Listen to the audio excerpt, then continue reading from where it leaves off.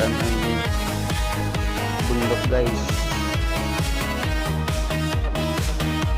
Kung si Mr. Mo Naalala ko may kakaiba, ng laging may dahilan, laging may lakas. nahulog ko Huwag ka di guys nang sa bangin mangmula, guys. huwag ka na nang mangamba. Sundan mo na, huwag ka lang magpahalata.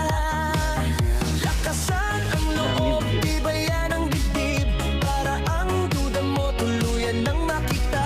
Ayon sila sa kwarto, magkatabing nakahiga, naglalampas